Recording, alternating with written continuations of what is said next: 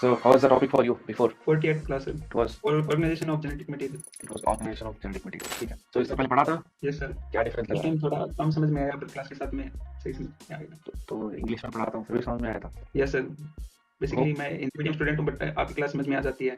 थोड़ा नोट्स वगैरह chapter wise वगैरह जो आपने अपलोड करके हैं पे पढ़ने पे आ जाता है समझ में। बढ़िया. So देखते हैं कि कितना समझ में आया है, कितना तुम याद कर पाते हो. So we are recapping the chapter of organization of genetic material.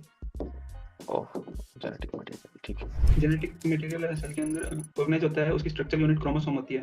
Chromosome DNA और प्रोटीन से मिलकर बना होता है। प्रोटीन को 2 टाइप्स में डिवाइड करते हैं, हिस्टोन और नॉन हिस्टोन। प्रोकैरियोट्स में जो जेनेटिक मटेरियल होता है वो ऑर्गेनाइज होता है, सिंगल कॉपी में होता है, सिंगल सर्कुलर डीएनए। प्रोकैरियोट्स में इसके साथ में प्लाज्मिड और ट्रांसपोजेबल एलिमेंट्स भी होते हैं। In eukaryotes DNA present in linear form and divided in chromosome. DNA को आगे कैटेगरी में अपने डिवाइड करते हैं, यूनिक डीएनए और repetitive DNA. First of all unique DNA को मैं बताऊंगा। Unique DNA single copy in genome.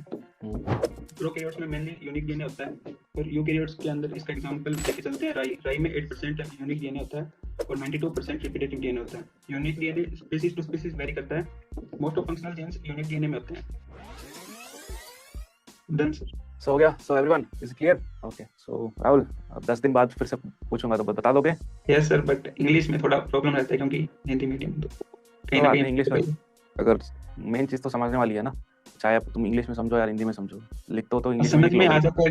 Questions attempt हो जाते हैं, सही भी हो जाते हैं, पर जैसे बोलना वो थोड़ा एकेडमिक स्कूल से नहीं। कोई बात नहीं, तो समझ तो तुम हिंदी में भी समझ सकते हो ना, इंग्लिश में समझना जरूरी थोड़ी है। हाँ वैसे आपकी क्लास इंग्लिश में है फिर भी समझ में आ जाती है, उसमें कोई प्रॉब्लम नहीं है।